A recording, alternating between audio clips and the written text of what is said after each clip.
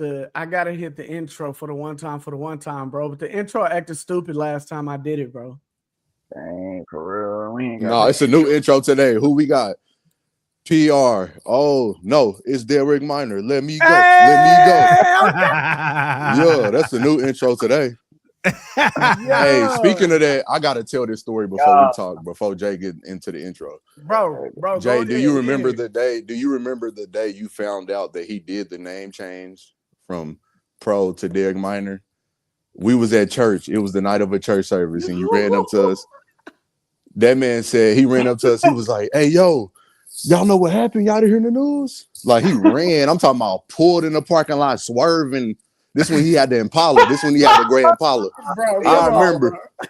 He barely put the car in park. Of course, this is when he's bumping Real Talk, I believe, Real Talk, or something like that.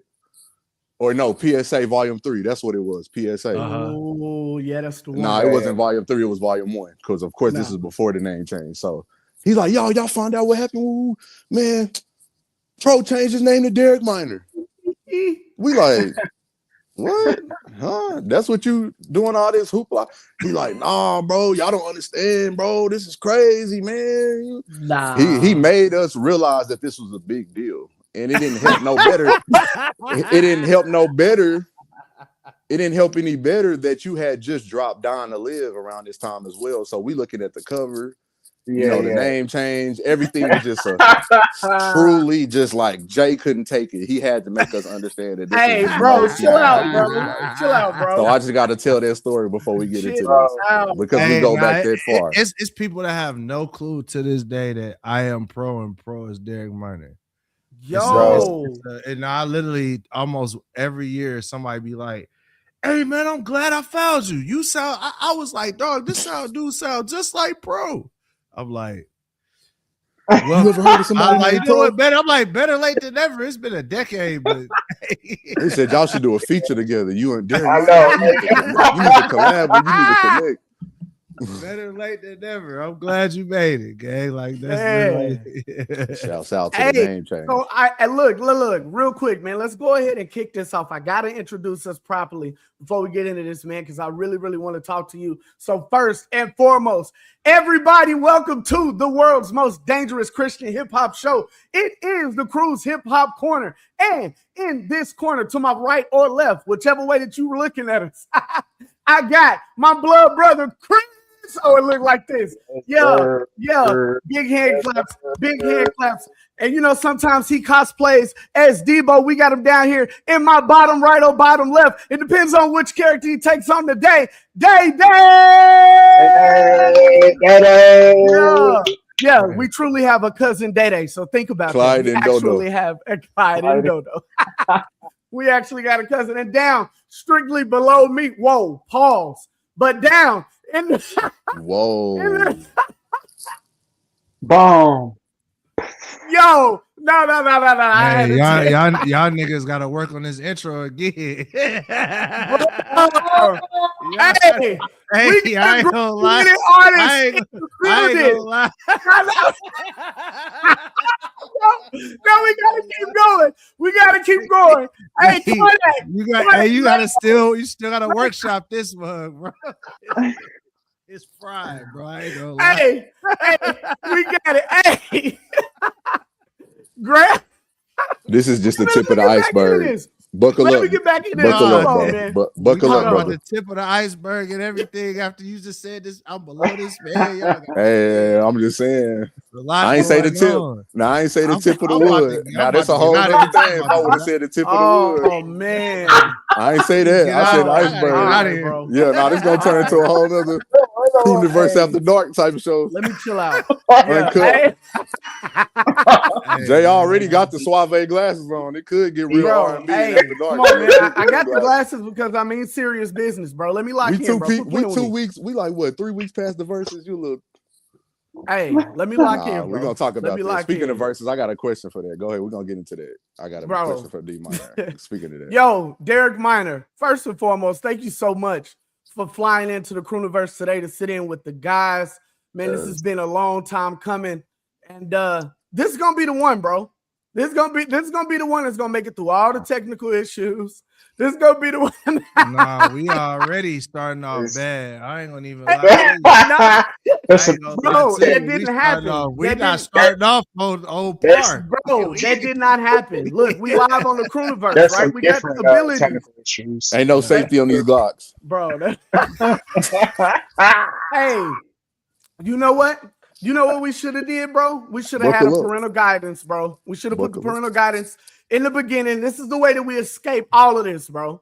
This is exactly the way that we escape all of this. But Derek Minor, as somebody who has transitioned into a space like this, what is it that you are really wanting to give the people? It seems like that there is a particular group of people that you are trying to reach with the message that you are putting out there. What is that? So I've always been the artist that everyone would say is like,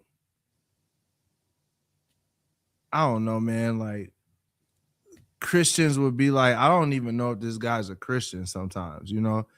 And then, you know, I'm not no street dude. Like I never been no hood dude. I love God. I'm just a regular dude that love God though. So I feel like there's this gap of, it feels like now culture works in extremes. Like even Christian culture is really like, what's the extreme version of a Christian? And that's the motto of it, Christian. And what's the extreme version of a person that's in the streets? And that's the motto. And most of us just regular people. Like, bro, the average black person ain't been in no shootout, bro. Like the average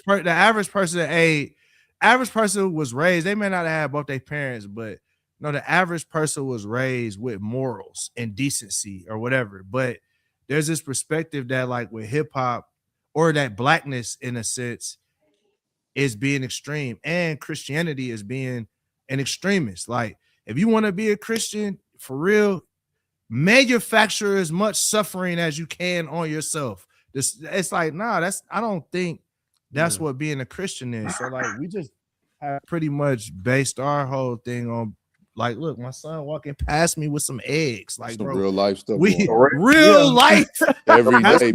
It's like real life. Like real life. Like not this. I don't want nobody to look at me and be like, oh, in order to be a good Christian, you got to be some super Christian. I'm like, nah, you want to be the best Christian on the planet, man, take care of your family, take care of your kids. And I want to encourage the people that's doing that, the regular everyday people. I'm cool on, like, you don't gotta, I know theology, I know the Bible, we could do all that, but most people have a lot of information but no application of how to use it. That's literally what it is. And that's the difference between having knowledge and that's the difference between having or information and having wisdom. Information is just information. Wisdom is how you apply that information to do something good. And that's what I want to do, is just help people apply that information in a certain way. Was there a certain point where you were trying to adjust or figure out how to do it the way you wanted to do it? Starting out, was there a period of growth where you were kind of shocked by how people perceive how you wanted to present your truth in hip hop? Like, talk about that to where you got to now. When I first came in the game, literally, I'll never forget this. Rapzilla, shout out Rapzilla, Calvin Moore, shout out Calvin Moore, wrote an article that got me in a lot of hot water. And he said, they was like, yo, this dude made one of the best albums that came out this year. It was called the Blackout. He's like, this dude made one of the best albums this year, and he's better than most Christian rappers that's out there because he talk about the real. And now this was my first quote unquote Christian rap album. And they were like, oh, he ain't good as Lecrae. He ain't good as Ambassador. He not this. He don't even have these Bible scriptures in his stuff. And it's like, I was just a dude that loved God. I watched my parents, I watched my dad be hooked on drugs, my stepdad be hooked on drugs. I was looking at my community and I just wanted them to not do that stuff no more. I wanted them to know Jesus. Like, my mom raised me in church, so it was like, I just wanted people, and our church was ratchet. Like, bro, our church was ratchet, bro. Like, literally. Boy, do we relate?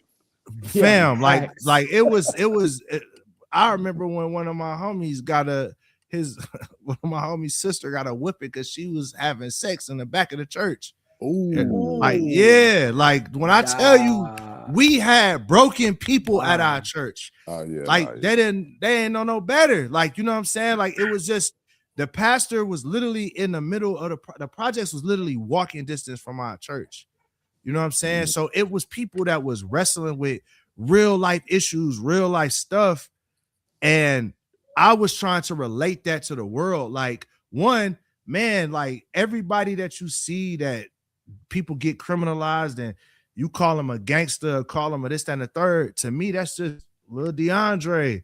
He just, you know, he had a tough life. He needs somebody to help, you know? So I'm like, man, in my mind, Jesus is the answer. So I'm rapping about all that stuff. So when I first come in the game, that's how I came in the game. From there, it was the balancing act of, because I didn't know the Bible as well as I should have early on. But I was like in my 20s. So like we all was struggling and figuring it out. Yeah. To learn the Bible when you look at it your whole life, you're gonna see something new. So it's like I just knew what I knew. You know what I'm saying? So from there, I put out Redemption, and then I got signed to Reach. And when I got signed to Reach, that's why I felt the real tension of that balance, because Reach's whole model was at that time was to put stuff through youth groups and through, as it got bigger, through the Christian contemporary music engine. And that just wasn't something I'm not gonna say didn't have a desire to do it, because I mean, it put me on some of the biggest stages I ever been on. But at the same time, I wasn't familiar with it. I had to learn. I had to adapt to my surroundings. And then at one point in time in my career, I was doing the biggest shows I had ever done. We was in Houston. We were in Houston, and Pastor Blake, I'll never forget this, bro. I was depressed coming off the shows. I was like, this can't be it. I was making more money than I ever made. I was in front of more people than I ever been in front of. And I was telling Pastor Blake, I'm depressed and I don't like where I'm at. He said, well, when you first started doing music, why'd you first start doing it? I was like, man, to impact my community. He said, the show I was at, I ain't see nobody that looked like you there. And that was the, yep. Wow. I was like, dang. Yeah, bro. It filled the blank in. It's like, oh, yeah, I'm not connected. Getting all the success. You did all the right business things, but you didn't do all the right heart things. You didn't do all the right mission things. And from there, it was like, oh, I got to pivot how I move, how I talk, how I do everything. And I also have to pave the way for the next generation of people that want to come up in this space, so that they don't have to refigure it out. Because I feel like that's something in Black people's culture we do all the time. It's like the one uncle that's successful is super successful and nobody know how he did it. Yeah. He's like, I don't know what Uncle Randy do. I just know he pull up in a bin at the cookout. Hey, God, hey, that's what everybody say. When you don't know for real, or when it's a bunch, he a hustler. Hey, he just know how to get it. Know how to get it. Know what Uncle Randy do. He do something with business or something. Yeah. We don't know. So like, I'm trying not to be the Uncle Randy in this space. Yeah, man, we love that. We let it go. Dave, what you got, bro? Man, enough of that humble talk, man. I want to hear some of that big boy talk, man. My question first out the gate is, we didn't put it in the intro, but we got to mention it when we say Derek Minor, man. The award winner, Derek Minor. Yeah. I just want to ask personally, has there ever been a moment since you won that Grammy, like, hey, you looked at somebody whether it was an artist in the studio session or anything along those lines, you look at somebody and you say, hey, how many Grammys you got? You know? When you gotta, you know what I'm saying? You ever had to do one of them? You know what I'm saying? You ever had to pop it? Yeah. Like, hey, be honest. Put some respect on my name. Put some respect on my name. Nah. Can you give us a story? Yeah, I got a couple. Like, it was an artist that this was early on. And it was me and Aaron Cole. We were sitting in the studio, and this artist was saying, I just reached out to the artist, was trying to be like, yo, can I get a feature? Da da da da da da, or something like that. He was an up and coming young dude. I don't even think he's doing music no more. But hey, no, that's the flex before what's happening. Yeah, yeah, go let's ahead, start bro. there. Let's start there. Exactly. But I know where that's going. Go ahead. consequences. Go ahead, bro. Yeah. Foreshadow.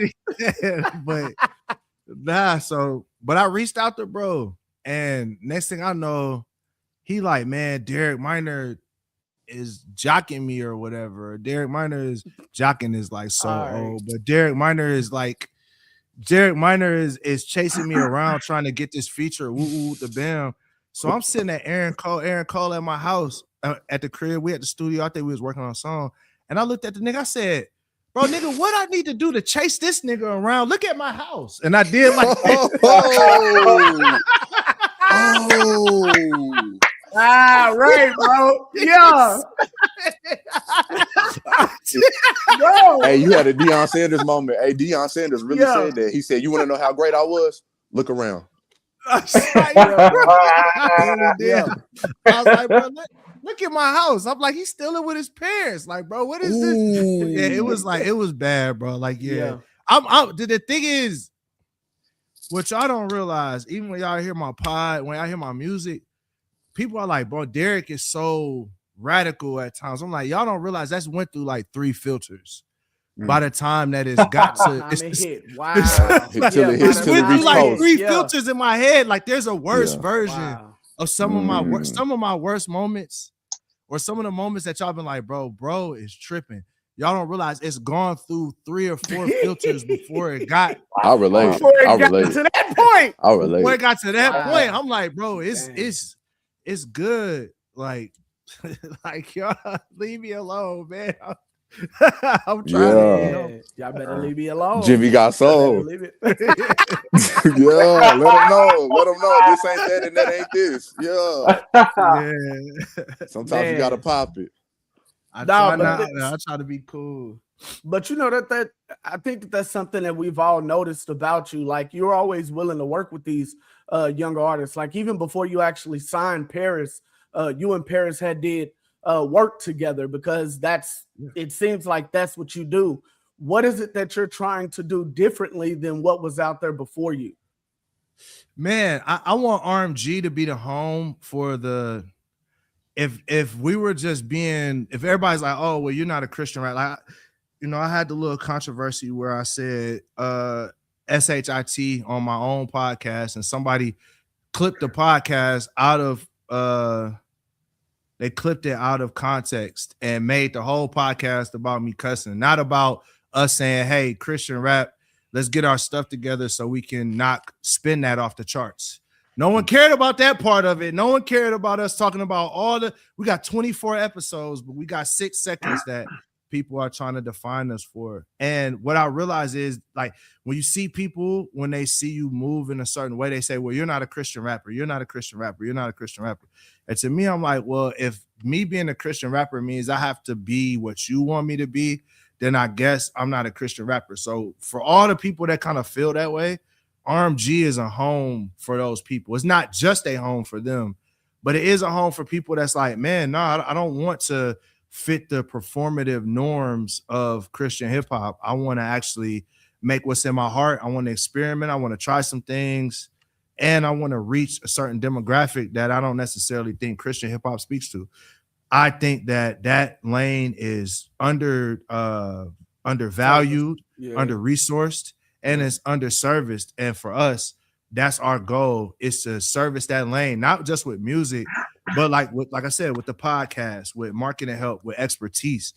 That's my goal. That's not to say, because we got Breno's on our distribution. That's the most Christian rapper of Christian rappers. Like Breno music. I like Breno's music. We got a lot of guys that are very like Christian rapper forward. But for me, it's character for me. Like I want an artist of high character and artists that have a message and that's focused on, that mission. But yeah, I want to be the home for the rappers that are Christians. If that's what the title is for it, then cool. That's what we is. You know what I mean? Yeah, but that's is your dog dying, bro? Like, bro. That He's dog, a labor. your dog is suffering. Cuz get that Bro. nigga some water. He said, "Get that nigga some help, cuz." Hey man, That let nigga me some- ignore it, man. Help that nigga man. squeak, man. Help that nigga squeak, You man. gotta let that go, man. That little homie, I'm stuck. He Hey, said, we "I in cannot the drown trap, it out." bro. Come on, we in the trap, Hey, bro. Hey, I don't even know what straight was up. going on. I didn't even hear no dog until he said that. Hey, bro, straight up. Was zeroing in on what he was talking Look, about. take But care of your nah. peoples, man. Hey, straight up, boy. Hey, I thought that was one of Derek's dogs, bro. I Man, don't that's even what know I'm if he thinking. got I'm like, dogs. I'm hey, he just got like, it. you can't be us. He living Bro, You lavish. can't be us. You could be a bro, real that's tiger my- over there. Hey, That's my bully, bro. You know what I'm saying? We in the that's the Bro, bully. You better get him some water. You ain't gonna have no bully. Suffering. Nah, bro. he's like, man, She's a yapper, bro. It's a she, bro. Oh, She. okay. Yeah. Okay.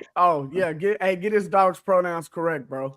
Oh, my bad. Bro, My bro, bad. he I couldn't corrected tell you from the quick. bark. He corrected you couldn't quick tell on that, from the bro. bark. Hey, She a bully. don't be She a bully. disrespectful, bro. That's She a right. bully, Nah, I bro. ain't tripping. I Yeah, ain't tripping. I don't he want trying no to flex smoke. for her. He start flexing I don't for her. want no Like his smoke. muscle blood. yeah, bro. We both. Yeah, I got her in the gym. Look at his shirt, bro. Man, he's about to.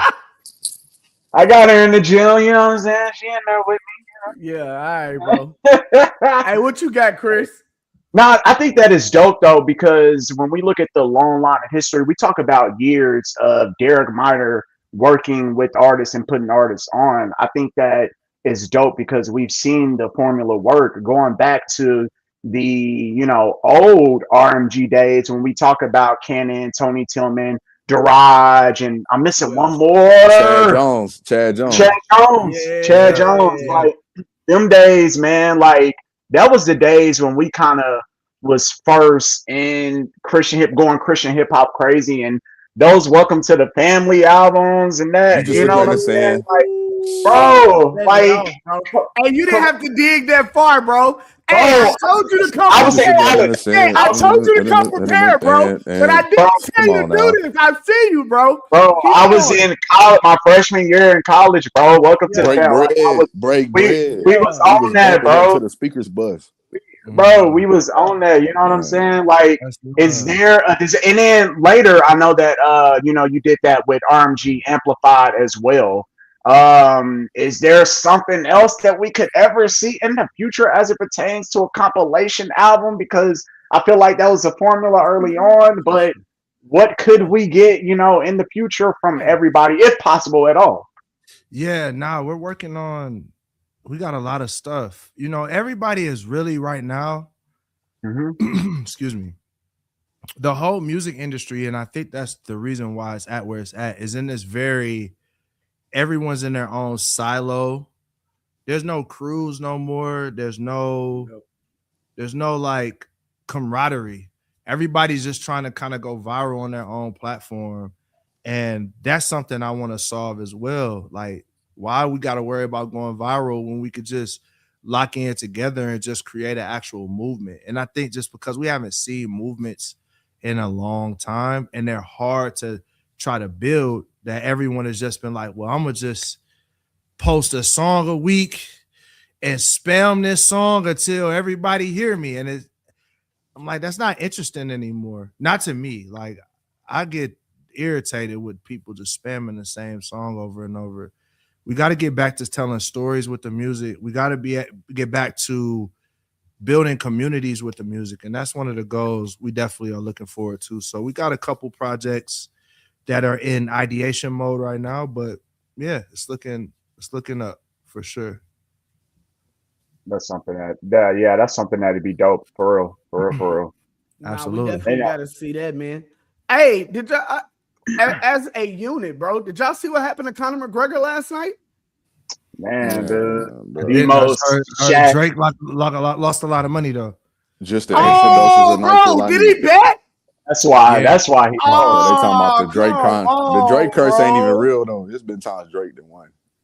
Bro, nah. Are we serious though? He done caught a lot of L's though, bro. Like, but Conor was the underdog though, so I would have I'll consider it on him too. I kind of considered it for slightly a second. So he was the underdog. That's the most Shaq down the court injury ever, bro. It was just like can't get Man, up, that's bro. what they said Like for real. pack it, Literally, like Phoenix pack it Suns, up, bro. Shaq. Literally, Phoenix Suns. He Pack The it said Phoenix up, Suns. big The cactus. Phoenix That was Suns. Yeah. Covered by the Phoenix Suns.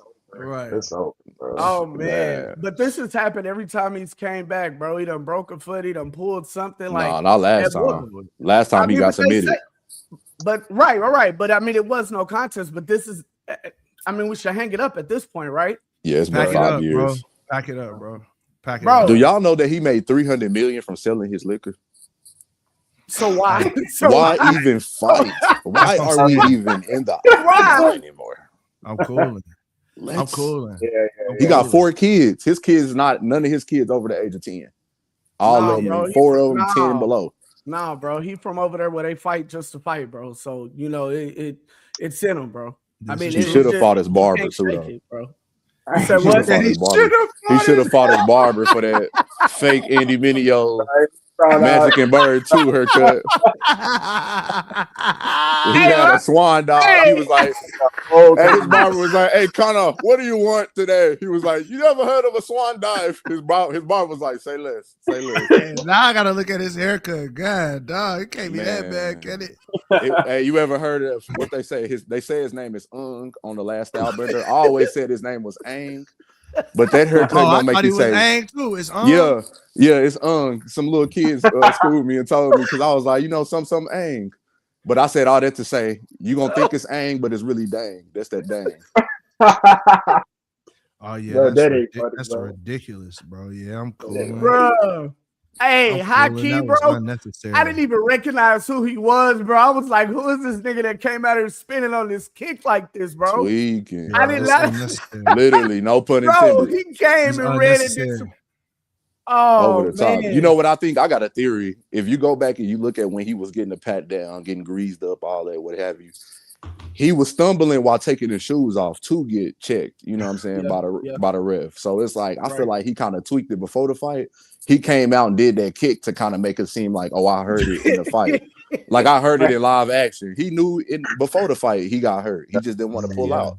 He didn't want to call off because some of them fighters at the pinnacle of the sport, they don't believe in calling off a fight when it gets closer and closer to that fight. They will go through an injury because not to start no debates. We're not doing this today. Before I say this, but Earl Spence had injuries before the Terrence. Hey, we're not gonna say nothing. Don't say nothing. All right. Earl Spence had injuries before fighting Terrence Crawford. So I just want to say that to prove my point, fighters go through injuries before the fight all the time, but they don't want to pull out and let down the fans and let down their pockets, of course, because of all the money and the revenue that comes. Hey, I'm telling like you, that. if I tweak my knee and I got millions of dollars just to hear the bell ring, oh no, y'all ain't gonna know nothing happen. I don't care if I tore an ACL, bro. It's up. I don't want to put you in a what if situation. I don't know, bro. Chris, you've a guy that's actually torn an ACL, bro. I mean, this kid talking. I ain't torn blame no the football field. Blame the football field. I blew my Achilles. I blew my Achilles. I know what it's like. Okay. When did that happen? That's crazy. I feel like I remember something like that. You talking about what happened to you when you got No, hurt? you trying to find out, Derek? You tore your Achilles. What happened? Man, I was hooping. He had a Kobe injury. Yep. It was literally, it was right before the second Unashamed tour, I think. Too. That's what I was like. I remember that. So that was like what, 2013, 2012? Yeah, probably 2012. Yeah, because I went to that tour. It was when my first son was born. So around that time. So like, we was hooping, and I went through this stretch where I was just like, I'm getting back in shape. I'm playing every week. I'm playing basketball 4 times a week. We used to play up at like 8 a.m. Man, I just did a basic drop step fadeaway, and I was like, where that hole in the floor come from? Oh, boom. I hit the shot, and they had to cart me to the joint, and I got a matter of fact, I did a music video called "I'm Focused" because I was supposed to shoot the video. That's my joint. That's my joint. So I did that the day I blew my Achilles because I knew I wasn't gonna be able to do nothing else. So I told my videographer, "Come, let's shoot this video," and like then right now, and then we got to shoot this today. So because surgery was the next day, and we shot the video. did surgery, and it was it. But I know you like telling that story because you get to say, because you made sure to tell us that the shot went in. Like I had to. Yeah, you I needed you to know. That man said he wet that mug. I needed you to know. Forgive me. I needed you to know. It's necessary. No, that's the necessary part of the story. Right. Because had 2 minutes. In an open gym game. In an open gym game. I just said that's because I missed because of that. But yeah, right. Oh, I needed y'all to know. I needed y'all to know that it's a lot of, I'm Kobe-esque. No, we know. Right. Believe us. We know. We had to stop you from hooping one time to try to get an interview from you. So yeah. Hey, I remember that out in Bartlesville. Not to bring it up. Hey, he was low-key pissed. Yeah. Hey, he was low-key pissed that he had to. Hey, because you want to know why I was mad, Derek? Because it was like we had booked with your people prior to this show, right? We booked weeks out. Y'all agreed to it. Everybody exclusive. Was like, show up to the venue at this time. We got bro. We already go through the troubles of people like, we got to knock on the front door at these shows. Yeah. People are like, who are y'all? Who y'all with? Oh, y'all got an interview? Oh no, we ain't hear nothing about that. We three niggas. 3 niggas too. I mean, this is a white church in Bartlesville, Oklahoma. Right. Exactly. So we got to go through all these hurdles, high hoops, and hell to get to even where we like looking at y'all to say, okay, are y'all ready for the interview? We showed up. We've done our part. Now let's get this interview. So we go through all of that, right? Y'all are hooping though. We get through the venue. We get back there. We see y'all hooping. We get a huddle. We like, dang, these niggas hooping. I thought we couldn't do this interview. They over there. Y'all over there full-fledged. I don't even want to, bro. I don't want to even name who all was there, but it was just such a serious thing. Y'all was hooping so hard. It was me, KJ. I'm gonna let you disclose all that, but so we was in a real game. Like it was like it was tense. This is the thing. No one told me anything about an interview at that time. The management that I had, she was dope, but she was a good person, but she definitely was not the most communicative of people. So I didn't know nothing. So to me, I'm like, I didn't even know why y'all was there. I was like, oh shoot. They like, we got an interview. I'm like, nigga, I'm hooping right now. Brother. That was the state of I say all that to say, and that's the thing. I say all that to say, we had to huddle up, bro. Like you said, that management put us in a position to where we had to huddle ourselves and say, okay, what are we gonna do? Are we gonna let them keep hooping? Are we gonna go to the car, wait for the show to start? Like, do we take our L? So we really huddling. So in the midst of the huddle, we ready. Like Jay comes to the point. He's the forefront of the crew. He comes to the point where he's like, "Hey, nah, we ain't taking no L. One of us gonna have to walk up and say something to one of these niggas to get this interview because we had multiple interviews set up. So we finna get these interviews." Jay tagged me. Jay tagged me and say, "Day, you go do it." Hey, because he the biggest. Day, you go do it.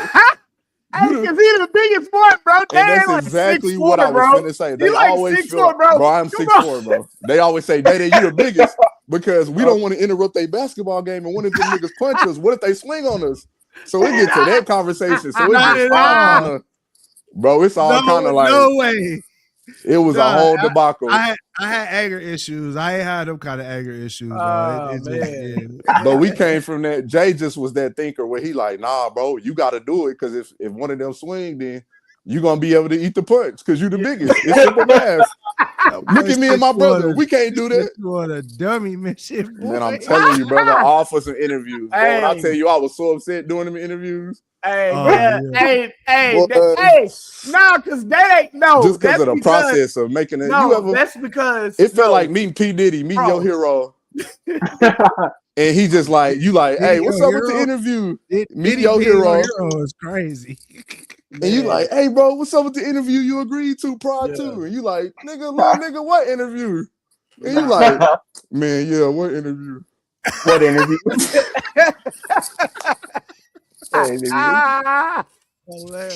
Bro, we was kids too, though. I ain't gonna lie. We wasn't really grown at this time. We wasn't grown adults. We was young, bro. Yeah, we was young, bro. This is we really did kick down some doors, bro. Bro, we was some 116 nerds, bro. Hey, you said let's get to it. 116 nerds. Let's get to it. Let's speak on it. You talking about some list? You said what? No, let's get to it. This is what we got here for. Back in the day. I have to say this. Jay said he started the crew so we can have moments like this where we listen to the artists and we get to meet them bro. and we masking it as bro. an interview and we really talking to them about moments that we shared in our lives as 116 nerds. Moments like driving from Tulsa, Oklahoma to Dallas, Texas to go to the Unashamed V tour.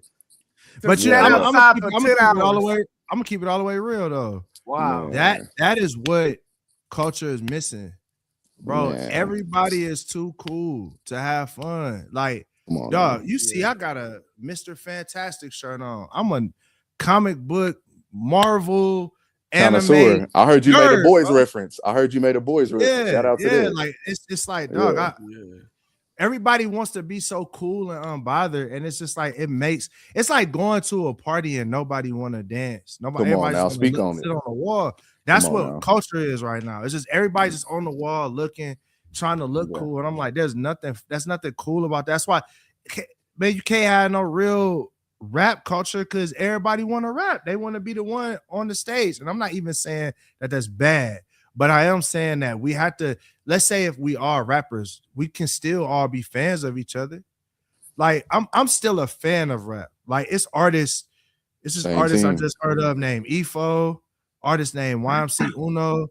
These dudes is like underground artists. And it's like the artists that I sign, a lot of them, I'm fans of them. Like I'm a fan of the art.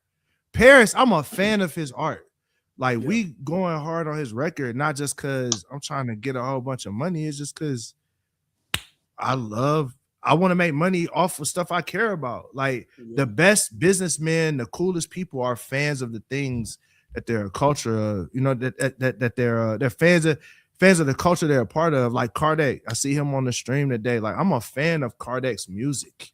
Like I like his music. Yeah, shout out Kardec. And I'm not afraid to say that. And for some reason, like that's one thing I didn't like at Reach, because like Reach at times they would leave producer credits off or different stuff like that. I don't think they always did it intentional, but I think it was just there wasn't a fandom, a mutual fandom. It was all felt like it was one way at times. I'm like, I have a mutual, like I respect what y'all are doing. I'm fan. That's why I'm here, because I'm fans of what y'all do.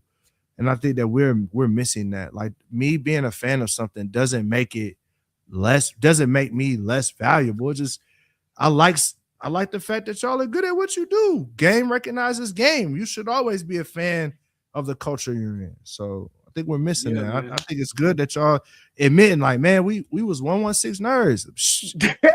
Boy, you talking about braggadocious on it too. Like, hey, crazy. Hey, when we would step out, bro, the person who had on the dopest 116 fit was the one, bro. That winner, bro. We not lying, bro. I used to pull up with them RMG joints, bro. Let them know. I used to pull up with the RMG joints. I got the picture. Bro, I got the picture. I'll send it to you, Jay, on my IG, bro. We literally posted up at Winter Jam. Derek Minor is one of the artists, bro. And you got RMG shirt. I want to say, bro, you got an RMG shirt? I think Day may have had an RMG shirt as well, bro. I had on the Minorville shirt. Shirt. That was good that time. Jada had on a brother about that life shirt. He was 116 RMG. Bro, started RMG. This one I knew something was different about me though. Like, or when I knew I didn't quite fit into that crowd, it's because Winter Jam was the one that really kind of showed me, because Lecrae's manager at the time, Derek Arms, he walked up to me. He was like, "Bro, you really do have a different fan base." Like he said it in a way, like not in a diss, but like that's crazy. Like, because most guys were kind of building their fan base off the back of Lecrae. Like the goal was to be next in line to take Lecrae's place. That wasn't never my goal. My goal was really more on like, I want to make music that the church I grew up in would be proud of. And I wound up attracting more people like that. And I'm thankful for that. That's why I'm able to do what I'm able to do now, is just because, man, it's always been for the game, bro. It's always been for the family. It's always like, man, it's always been for Columbia, Tennessee, Pontiac, Michigan. It's always been for the trenches. It's always been elevating Black culture. That's me, bro. Like I don't got no other mission, bro. Like that's what God made me to do. That's what He made me to do, to be a voice in the wilderness for our people, and that's my heart. That's my heart, bro. But that's We're something working that on we it. have heard, you know what I'm saying, throughout your entire journey. Like when you first signed to Reach, bro, you couldn't pay anybody to know that you didn't fit.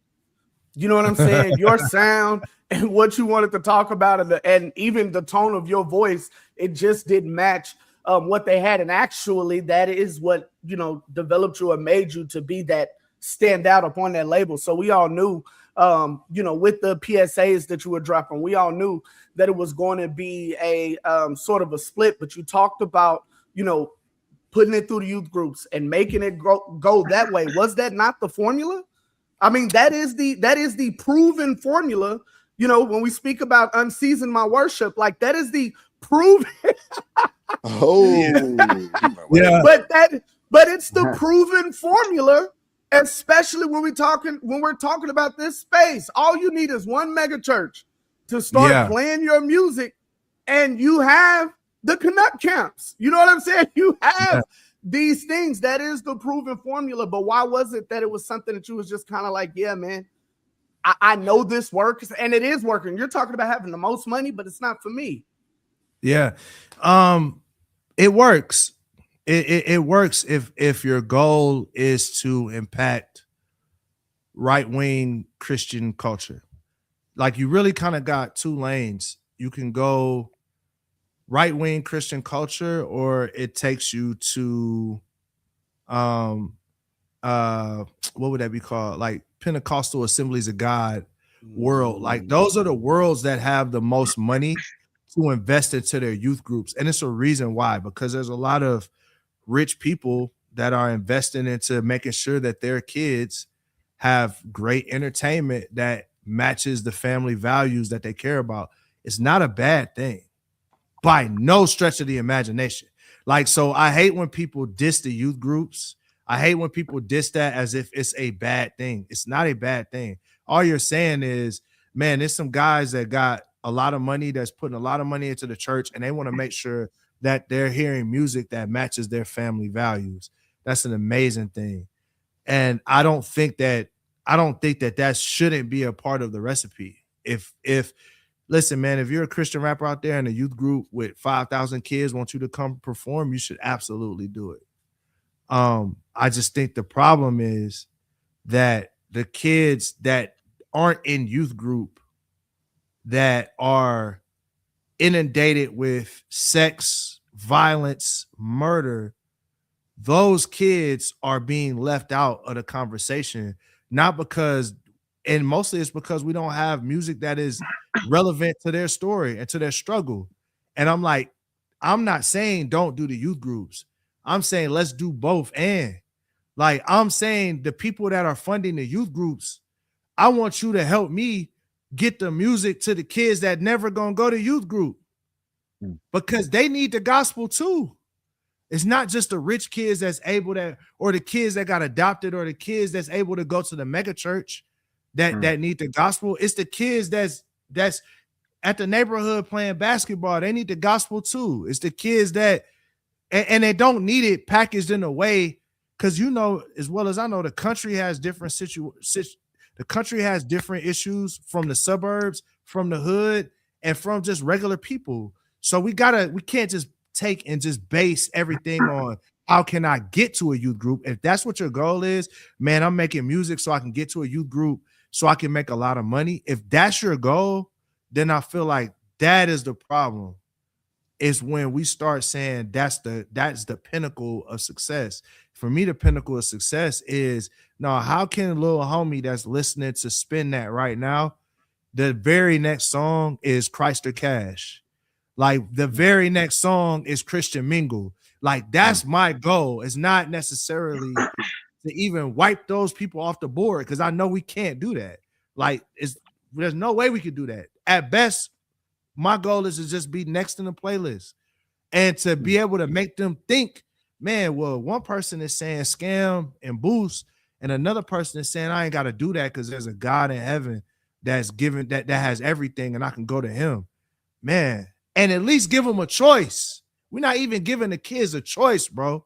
Like we just leave them to nothing and put all the money into the youth groups. And it's like, I'm just like, give us some of that too for our kids. You know what I mean? Nah, I love that, Wow. bro. And I don't know the answer. I don't know the answer, you know, because the hood is the hood because no one wants to invest in it. But I just think it's worth investing in. Black folks or black people, we're bro. When you look at venture capitalism, when you look at it, like I know this for a fact because I got a homeboy, Justin Forsett, who is he did Hustle Clean. He's an NFL pro running back. You know what Justin told me? He says 1% of black businesses get funding to do any work. Like 1%. 99% of our businesses don't have any funding. It's Uncle Randy investing 10,000, 20,000. It's it's somebody cashing out a 401k. We have been having a bet on ourselves the whole time. And then people are like, well, why the customer service bad? Why black business is struggling in all these different ways? It's not because of the product. Half the time it's just because of the investment. Is that and that person that took that 401k out to start, or that cashed their 401k out to start that dream restaurant and couldn't get no funding, they're stressed out. So it's hard to have good customer service when you're stressed out. It's much easier when you know that your next 5 years of business, the budget is already covered for that. Now you can focus on the product and the customer service. So this isn't just a Christian issue of why black people and low income families and minorities don't get invested into. It's just the way of the world right now. And I'm just like, man, well, God has called me to say, well, if you're gonna put me on these stages at Winter Jam, I'm gonna take my influence and try to shine a light on our people. That's what my goal is. Man. Yeah, man, that's fire, bro. Man. That's crazy. What you got, Day? What was a project? Man, you dropped well over like 20, at least 20 projects.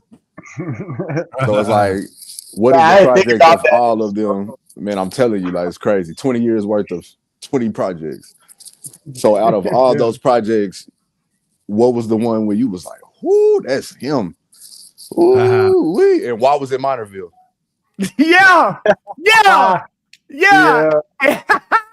Minorville was special because the reason the reason it was special was because I remember playing that album for Reach, and Reach was like, "This ain't it, bro. This gone." Nah, you talking about as is, no edits, no alters, no rough drafts. No. This was the beginning of it. It was the beginning stages. So they brought everybody in the room. I was in Atlanta working on it. And I was kind of telling them my goal, kind of my plan, the world I was building out. And I remember the room was split. It was about Street Symphony was with it. I think Lecrae got it. And everybody else was like, we don't like we want you to give us more Jesus anthems and more stuff like that. And it was like, and I was like, well, I don't care because I'm finna make this album. So I went back to Nashville. I didn't go back to Atlanta to finish my album. I went back to Nashville. I rented out a storage unit. I made Minorville in a storage unit. Joseph Plotnik could tell you the story. The music was, when we was mixing this album, I remember this lady threatened to shoot me because the music was too loud and I was black and I was in the storage unit and she ain't know what we was doing in there. She thought we was some gangsters, but I think he still has the video. It was wild. So like I'm going through all this pressure to like in a storage unit trying to finish an album, and then wound up being the album that everybody said was the Arrival. It was like an Arrival album for me. But yeah, that album is special. There's something special on it. And I think a lot of it is just perseverance, bro. Like I just wasn't gonna let nobody tell me no. You know, it's just what gonna happen. That one and Empire are the Minorville, and The Trap are the three albums that I'm like, there's something that and I made every last one of them albums in hell. Like, not even gonna lie.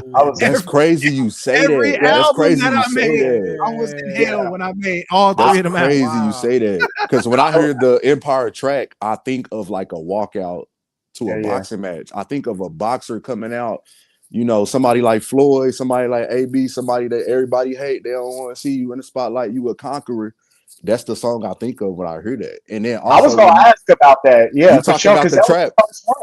That was the first one post Reach. Was that the first album post Reach after Reach Empire? Yep. So I really was going to ask about that, sounded like a that transition for real from you know working with Reach and true then comeback story. having to have your first album be Empire post Reach. Talk about that transition. Like, was it different not having? You know what I'm saying? I'm sure you know you still had the connections, but you know, pretty much like working with them close hand. Was it a little bit different? You know, trying to step out on your first time like that with, you know, fresh like that. So for anybody that doesn't know, whenever an artist is at a label, or I ain't gonna say a label, it's like leaving a job, bro. You know, like I don't care what job you work at. When they tell you to turn them keys in, that's it. Yeah. So that's you fired on spot. Yeah, there's no like, man, there's no like, I mean, if you have to turn your keys in, there's none of that. Yeah, it's First over. period of that. Yeah, that's it. Like walking up and pulling it, and it's you scan your key card. You know, and then you know the people that was there with you while you was putting that work in, like that's still their situation. So they got to go on to the next thing that's in that machine to make money. And now you got to be able to say like, hey man, I know I was paying this much for beats, but I'm not at that situation no more. So I can only afford this. And it's people like, well, you can't afford me. So now you don't have the funding, and you got the people that was only helping you because they wanted to get next to Lecrae. So now those guys are gone. And it really just had to be me and my niggas. It was me, Dirty Rice. Shout out Dirty Rice. Me, Dirty Rice. With the trap, it was Chino and Kardec. And we just had to just get in and say it's us versus everybody.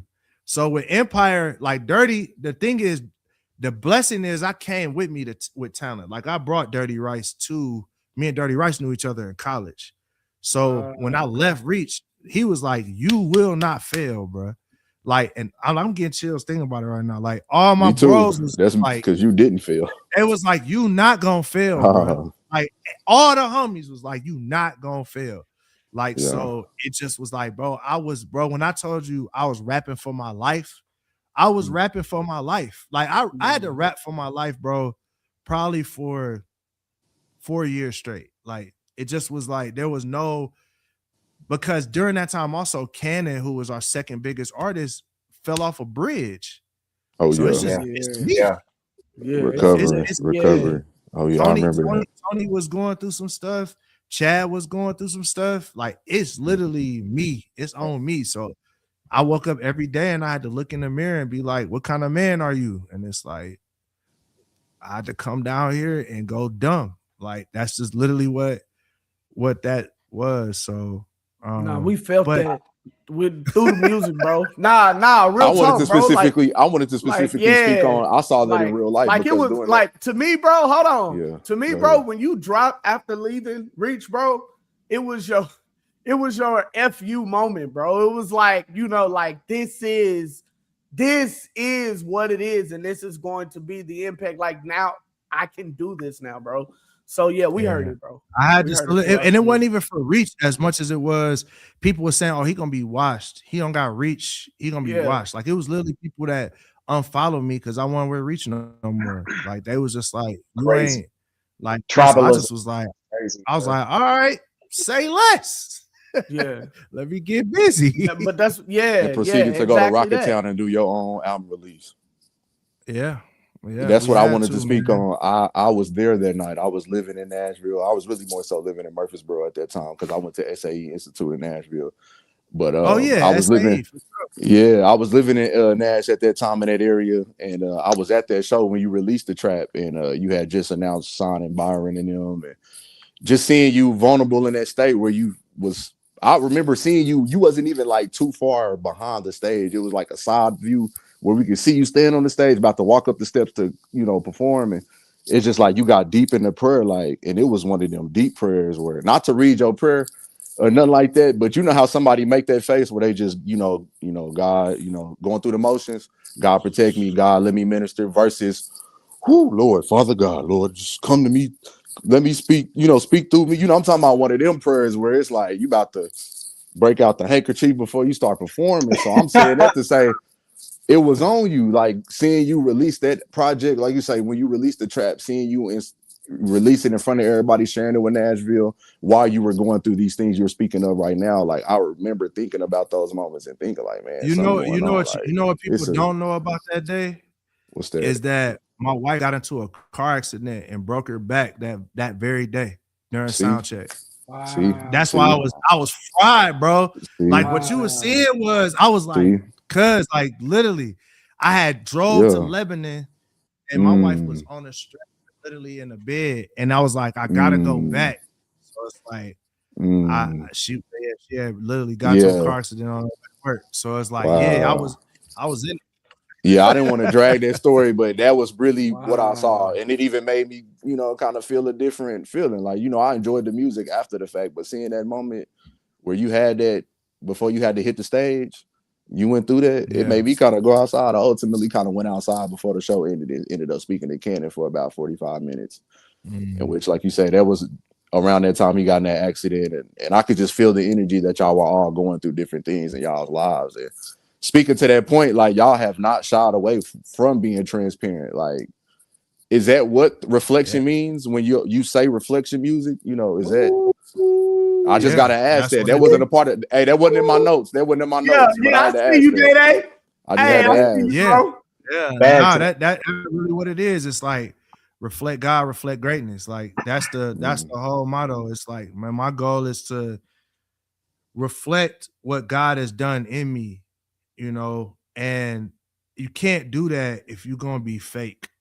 I just think that's when you look at Christianity in general, but specifically Christian rap, we see a lot of dudes that's talking about stuff that ain't really even their real life. They just talking about what they think sound good or what they think is gonna help get them, what's gonna help them hide the real them.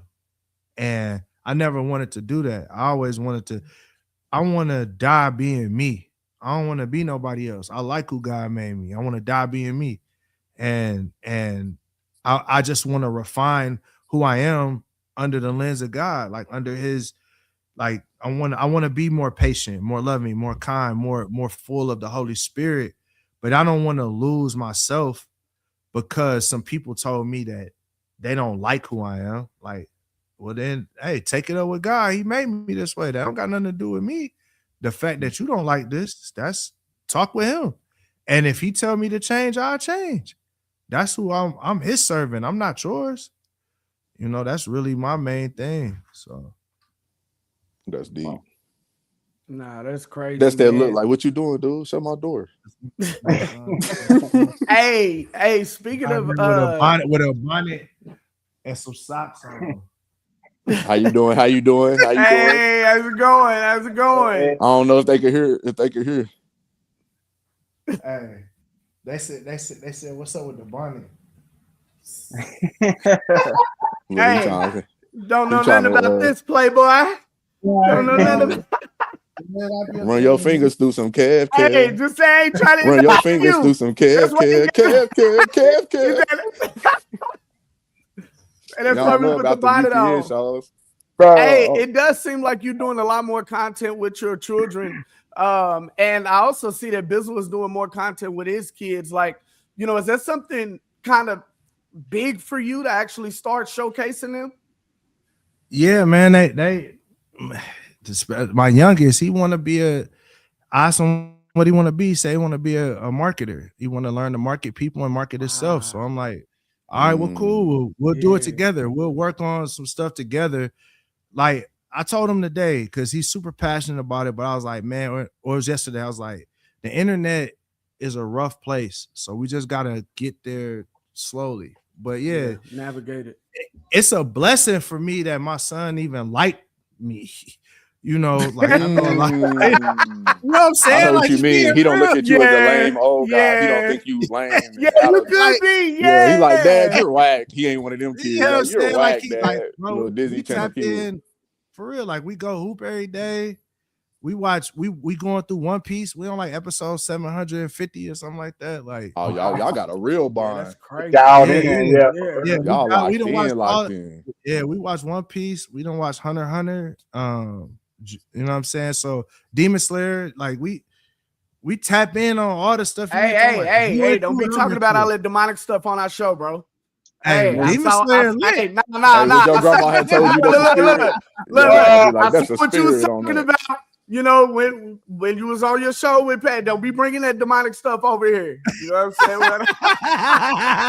Don't bring that over here. But yeah, you know? but no, we like me and my kids, we talk like how we talk. Like I talk to them like this. Like I don't try to, and I think that's why they like me, is just because I'm honest with them.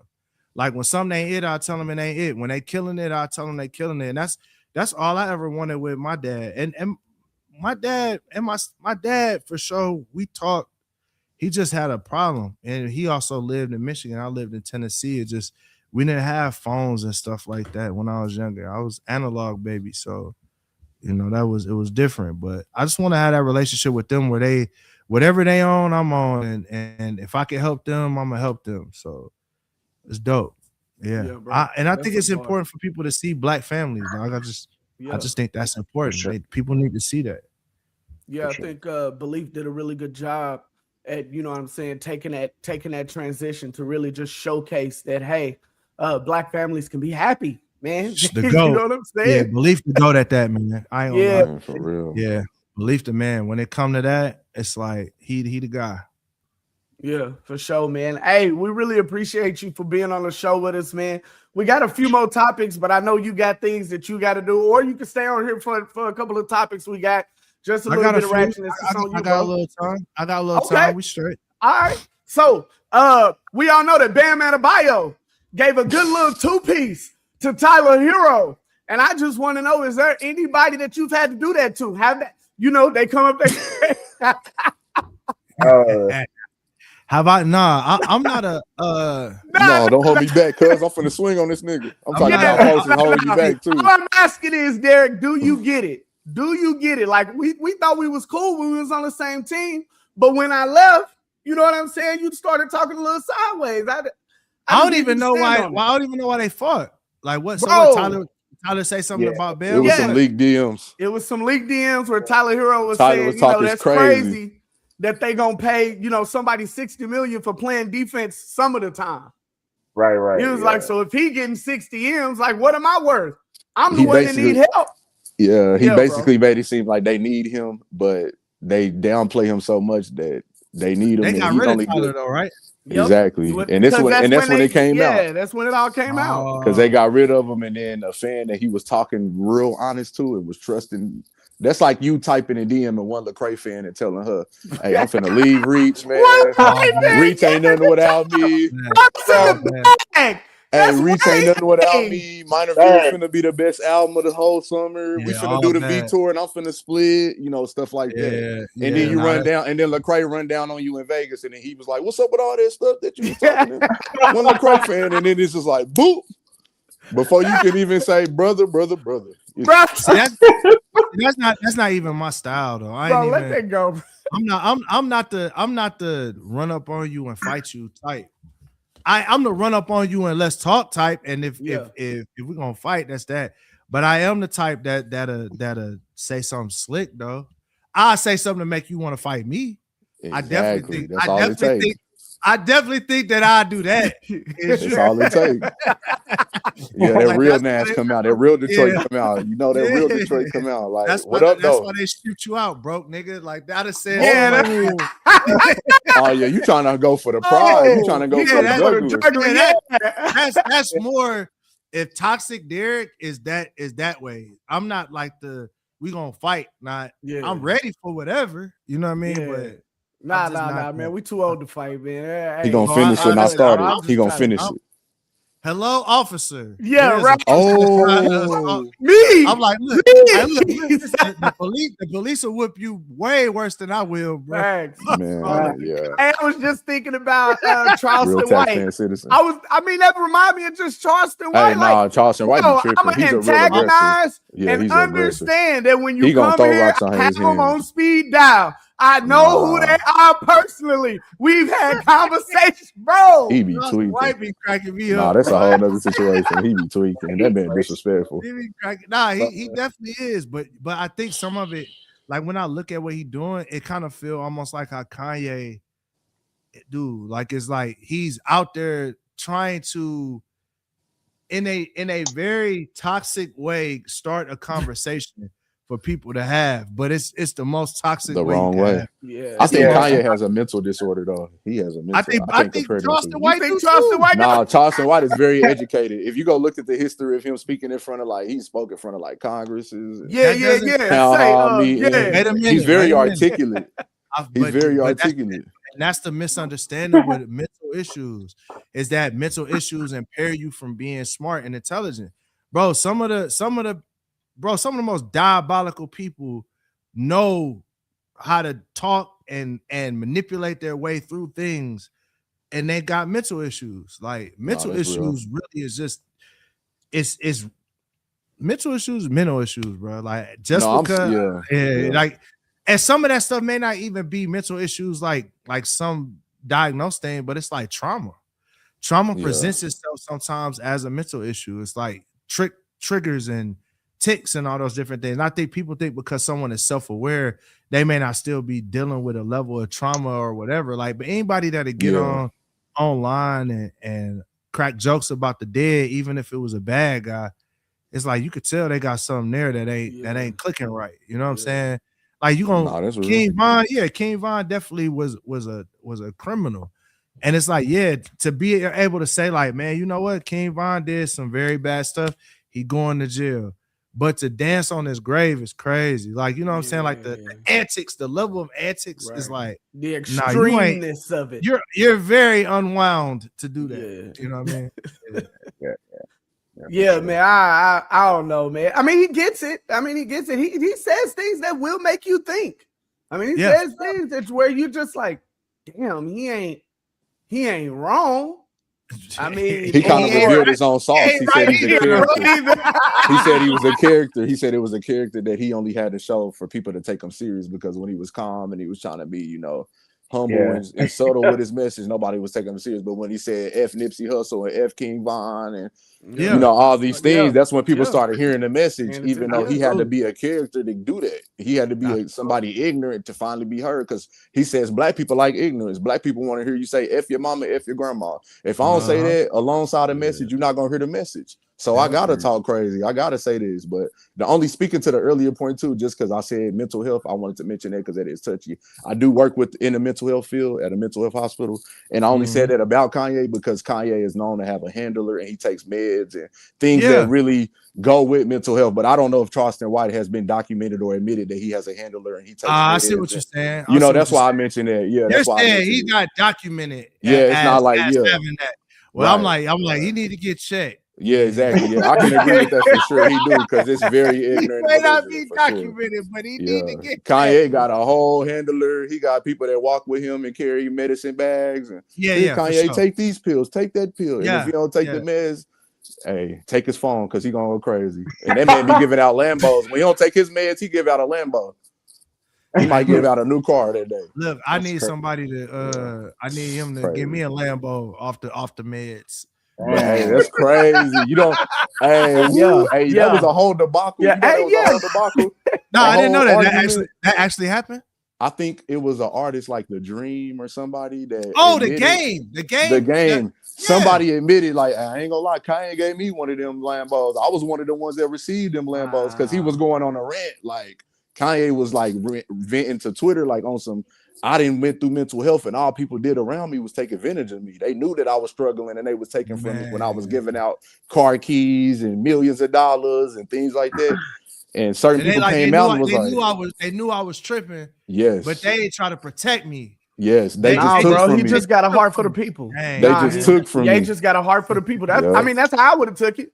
I mean, he just got a heart for the people. Like, bro, like, Ye just loved me, man. It's all fun and games until you see Ye drinking toilet water because he had his meds, and you walk in the other room and you like, hey, that nigga giving out car keys though. I ain't tripping off what I just saw in the back room. I'm more so worried about the car I'm finna drive home. Like, yeah, bro. That's what you saying, huh? You don't care. I'm just bro. Come on, man. For don't the try to pay me as a villain, bro. That's what you just said.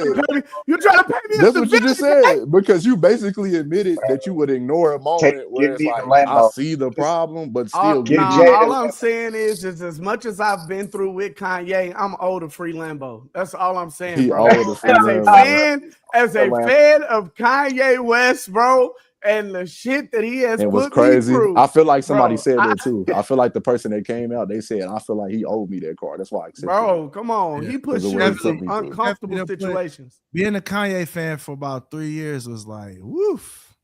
It was rough. Man. Yeah, man.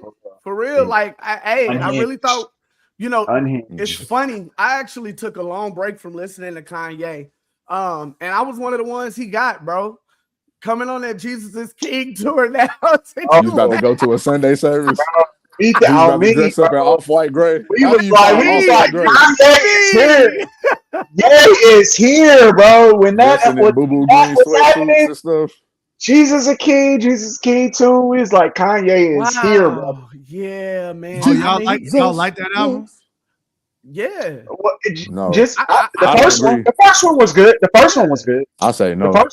I like the gospel album that they did, the Jesus is Born. I like that one. Right. I like that too. I was listening to that getting ready for church. I thought Donda was good, but Jesus King. Donda was good. Bro, you don't like Jesus is King, bro? I actually like Jesus. I like Jesus. Yeah, bro. But hey, that was the one where we got the iPhone voice notes recordings for too on some of those tracks, right? He said he recorded the whole thing on his iPhone, something like that. Man, probably. That's probably why I don't like it. Sounds like something. Yeah, that sounds about right.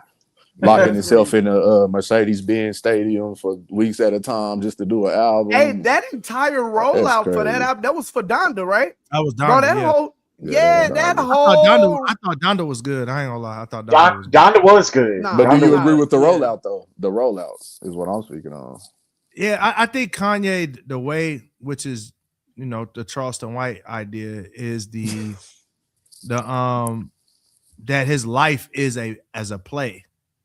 Like, I think Kanye treats his life like an act, and it's like, all right, let's give the internet something to talk about, and it's a character that he's playing also as well. The genius, that's true. The unhinged genius. Like, I think that's the mad scientist. I think it's the mad scientist, the actist. Yeah. That's he's acting. You know what I mean? Yeah. To a degree. But then sometimes it's like, bro, y'all remember the movie Blade? They said my boy didn't want to get a suit back. It's just you got in too deep. You remember Wesley Snipes didn't want to get a suit back? Hey, he started cosplaying the role. He was method acting, and he just got into the character. Yeah, that makes sense though. That do make sense. Yeah, hold on. I'm gonna find the article. I'm gonna send it to y'all, but please do. That makes sense. Same thing with Heath Ledger. Like all the work he did going into being the Joker. Like it just that was a whole different. Literally drove him. Yeah, out of here. That was a whole different thing, boy. Yeah, man. Kanye is a method actor in his own world, though. Like for real, bro. But it's the personality disorder. Bro, but we get. I ain't trying to diagnose the man, but God, man, maybe it's the field I work in. It's the field I work in. It's too close. No. Hey, no, with the whole Donda situation, bro, it was like it made time stop, bro, and it was a long, like we hadn't had something like that in a while, to where every single person was listening to the exact same thing at the exact same time. And watching this, bro, that was a totally different moment, bro. because that was COVID, right? Yeah. Yeah. So being it, yeah, bro, that was a whole. So that's gonna be one of those moments that whenever you have to put those projects in those time capsules, that's gonna be one of those moments, because that's what he definitely did. Was stop that time, man.